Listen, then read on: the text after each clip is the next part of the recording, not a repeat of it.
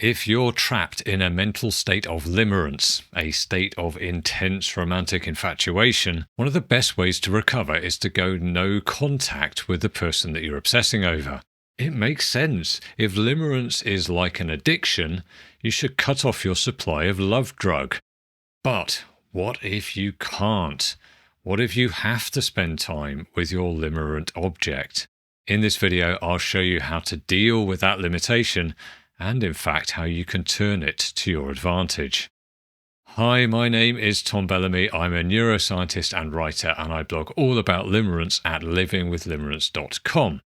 I'm also the author of the book Smitten, which explains what limerence is, how neuroscience can help us make sense of it, and how to recover from it. Right, what to do when you can't go no contact? This problem is actually one of the commonest questions I get from struggling limerence. I know I should go no contact, but I can't because I work with my limerent object, or they're my neighbour, or my child's teacher, or my sister-in-law. And well, fair enough. Life is going to throw obstacles in your way, barriers that can't easily be overcome, limitations that you're going to have to find a way to work around. So to figure out how to manage it, we need to analyse why no contact works, what it really means in practice, and how you can turn contact into a tool for recovery if you really can't avoid it. Limerence, fundamentally, is a massive natural high that can be caused by another person. They make you feel amazing. Just being with them can cause euphoria, exhilaration, love intoxication. At the level of neuroscience, the arousal, reward, and bonding systems are all maxed out and enhancing each other and driving you into an altered state of mind that really feels like you're in love, and especially dizzying and overwhelming type of love at that. It's a natural high, so high that it can become addictive.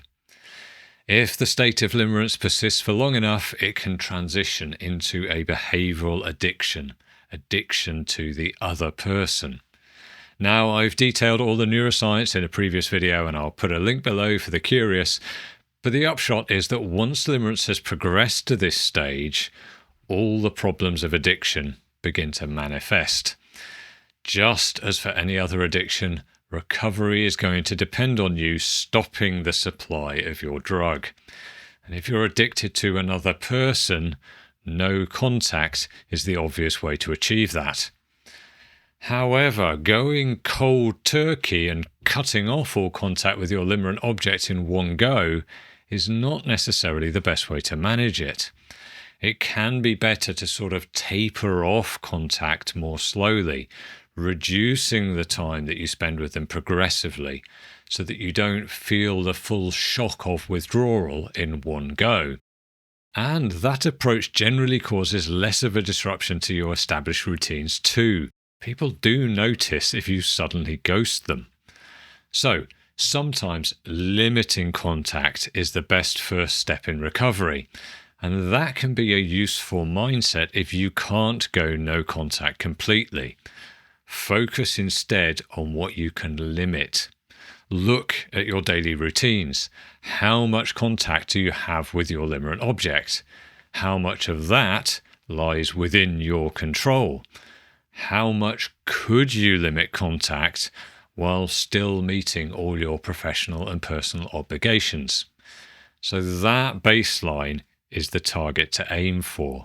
Strategize about how you can get from where you are now to the point of limiting contact as much as you can. Now, not all contact is physical. We don't need to actually be present in the company of our limerent objects in order to reinforce the addiction. Nowadays, we have a very powerful tool for getting an indirect but still intoxicating high. This can give a sneaky hit of limerent sugar at any time of the day and night. There are lots of indirect channels for contact that can feed limerent desire. Texting, WhatsApp, Slack, Telegram, All the many ways that we can communicate with our limerent object through technology are going to fuel limerence and slow recovery. Social media is another common pitfall. I mean, it's easy to justify. It's not really contact, is it? It's totally passive. But many limerents use the massive database of pictures and words that their limerent object has put up online as a way to repair their mood. So when they feel down or anxious, that picture of their limerent object looking really happy and gorgeous is only a couple of clicks away. Browsing can be a self-medication strategy. Like methadone for heroin, social media can be a second-rate hit of limerence relief, just enough to kill the craving, but without solving the problem. So look at all the many ways you expose yourself to your limerent object, figure out which ones you can cut out, and limit your indirect contact as much as you can. Okay, so it's obvious why limiting contact is useful for recovery, and you can eliminate all the channels that are within your control. What do you do about the contact you can't avoid? Well, one of the guiding principles behind my limerence recovery system is that you work with the situation you're in, not with an impossible ideal. So if something is outside of your control, don't waste time getting upset about it. Just try and turn it to your advantage. In this case, you can accept the power that your limerent object has over you and your emotions, but direct that power into recovery, not reinforcement. It's sort of a form of mental judo. Don't try and stop the emotions head on. Instead, try and turn them around. So you might have to have contact with your limerent object, but you don't have to enjoy it. If you want to break free from limerence, use contact time to focus on the negative aspects of the experience. Dwell on your limerent object's flaws. If they have poor hygiene or terrible dress sense, then maybe that makes it easy, but the same tactic can be used for personality traits too. So instead of the old habit of glossing over their rudeness or impatience or arrogance, focus on it. Again, work with what you've got. Find the things that you dislike about your limerent object and make that the center of your attention. The goal is to retrain your brain, to break the association between your limerent object and reward by making your contact time less enjoyable.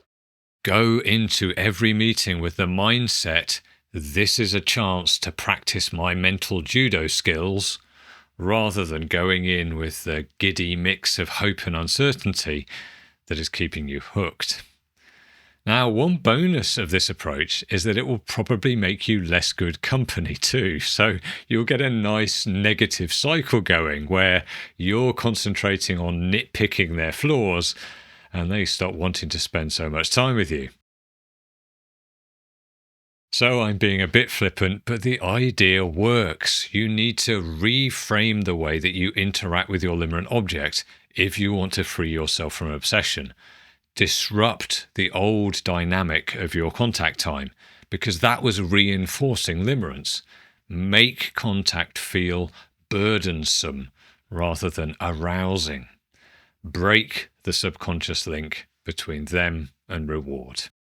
If you have to have contact, use it to rewrite what your limerent object means to your subconscious.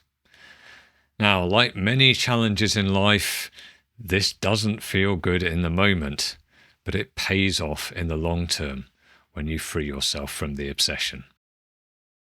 Now, if you are trapped in a limerence episode you want to escape, you can check out my online emergency deprogramming course to find out how my recovery system works. There's a link in the description below. And if you want to know more about the best way of limiting contact with your limerent object, watch this video next that goes through the staged withdrawal strategy in more detail.